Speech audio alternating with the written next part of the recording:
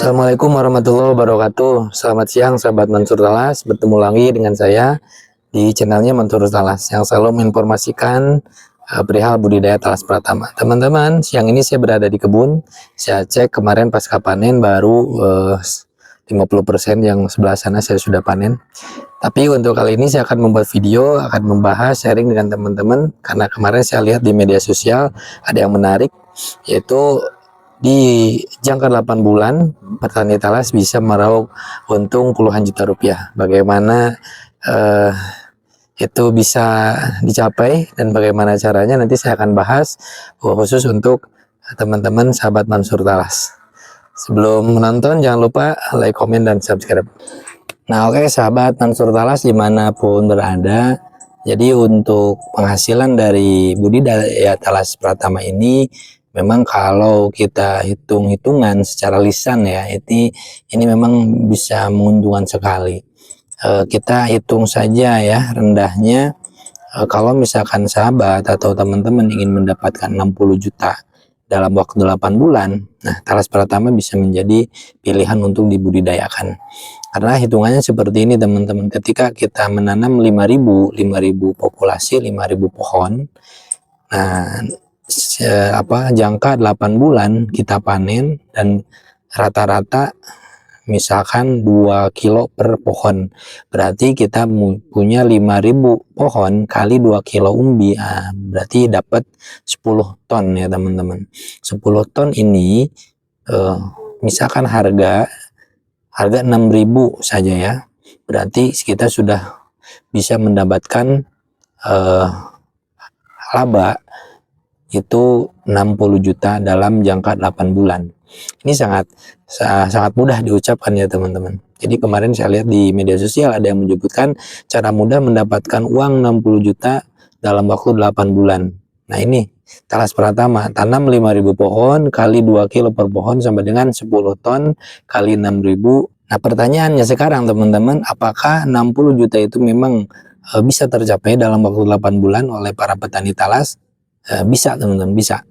Tetapi ya pengalaman saya untuk penanaman talas pratama ini, ketika teman-teman ingin menanam skala 5.000 ya, dengan skala 5.000 dengan perhitungan yang tadi 2 kilo per pohon. Nah ini harus hati-hati di sini. Banyak sekali yang memang tergoda dengan ucapan-ucapan, cerita-cerita, bahkan konten-konten tentang talas yang akhirnya mereka menanam tanpa ada pengalaman sedikit pun penanaman talas. Jadi teman-teman ketika ingin menanam 5.000 pohon, saya sarankan teman-teman menanamlah dulu ya minimal 1.000 pohon. Pertama tujuannya, kenapa saya menyarankan penanaman 1.000 pohon dulu? Pertama, ini menjadi media pembelajaran untuk teman-teman nanti persiapan skala 5.000 pohon. Ya, jadi dalam 1.000 pohon ini menjadi pembelajaran yang sangat penting dari mulai perawatan, buka lahan, pembibitan dan lain-lain. Ini kan memerlukan budget, memerlukan biaya juga, nih nanti bisa terhitung. Dan antara 1.000 dan 5.000 pasti akan minim budget yang 1.000. Jadi kita jaga-jaga supaya nantinya ketika memang meleset dari perhitungan itu kita tidak ruginya tidak terlalu besar. Jadi ini maksudnya kenapa harus 1.000 dulu? Yang pertama meminimalisir tingkat kegagalan. Yang kedua tujuannya kenapa harus 1.000 dulu? Karena di 1.000 ini kita punya bibit 1.000 dalam jangka 3 bulan ya, dalam jangka 3 bulan nah kita sudah mempunyai bibit minimal 5.000, karena dalam satu indukan ini ada 5, berarti kita harus sudah punya 5.000 pohon bibit, nantinya bisa dikembangkan ya. Yang seterusnya, yang ketiga, kenapa kita harus 1.000 dulu? Nah, kita harus menghitung budgeting biaya, berapa yang harus dikeluarkan ya, biaya pupuk, biaya bibit, dan biaya operasional. Nanti ketika kita menanam 5.000 pohon itu sudah ada persiapan budget yang mendekati ke perhitungan, karena ketika kita sudah bisa tepat berhitung di populasi 1000, maka ketika kita menanam 5000 ini akan budgeting perhitungannya akan tepat teman-teman ya. Jadi jangan coba-coba menanam talas di atas 5000 kalau belum ada pengalaman penanaman di skala kecil ya, karena banyak sekali di konten-konten pertanian yang perhitungannya itu memang perhitungan secara tulisan. Tapi kalau misalkan kita langsung terjun, langsung praktek, ya maka akan banyak hal yang tidak disangka-sangka dalam pembiayaan, dan akhirnya nanti ketika panen akan meleset jauh, sehingga para petani biasanya ketika melesetnya jauh itu akan banyak yang tidak mau lagi membudidayakan si talas ini. Artinya kapok. Dan ketika kita kapok dalam penanaman talas ini, ingat teman-teman, ketika sekarang kita menanam kemudian tidak menanam lagi termin 2 atau 3, saya pastikan itu akan rugi beberapa kali lipat. Tetapi kalau teman-teman meskipun rugi tapi menanam lagi, itu biaya bibit yang beli di awal minimal itu tidak akan rugi, karena bibit sudah kita pindahkan, sudah kita budidayakan kembali. Nah, kemudian teman-teman yang harus diperhatikan adalah harga ya. Naik turun harga ini akan menjadi salah satu patokan dalam keberhasilan tadi yang 60 juta dalam 8 bulan. Ini tergantung harga. Tetapi saran saya ketika kita menanam satu komoditas di pertanian, jangan hiraukan dulu naik turun harga, karena naik turun harga itu ya hukum pasar yang memang tidak bisa kita pungkiri. Kita fokus dulu ke tanaman kita fokus dulu ke tanaman kita yang skala kecil. Usahakan kita bisa ketemu bagaimana bisa menghasilkan 2 kilo dalam satu pohon. Ini akan menjadi tolak ukur nantinya ketika kita menanam skala besar. Jadi saran saya usahakan ketemu dulu celahnya, bagaimana perawatannya supaya 2 kilo per pohon itu bisa didapat. Karena kebanyakan yang perdana di talas ini jarang sekali yang bisa rata-rata 2 kilo dalam satu pohon. Makanya perlu beberapa trik dalam penanaman skala besar talas. Intinya skala kecil dulu, kemudian baru skala besar. Saya sarankan seperti itu. Meskipun kita punya budget misalkan untuk 1 hektar untuk 10.000 populasi, tapi saya tidak sarankan untuk langsung terjun di skala besar seperti itu, karena itu akan sangat tinggi resiko kegagalannya. Jadi bukan berarti saya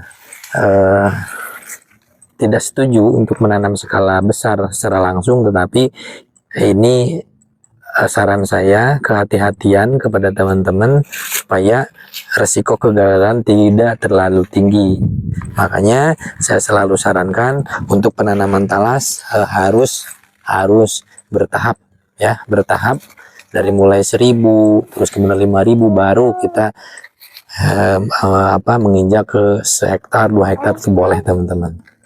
Nah teman-teman, kemudian yang terakhir adalah pemasaran. Tentunya yang kita bicarakan 60 juta dalam waktu 8 bulan ini, hal yang paling penting adalah pemasaran.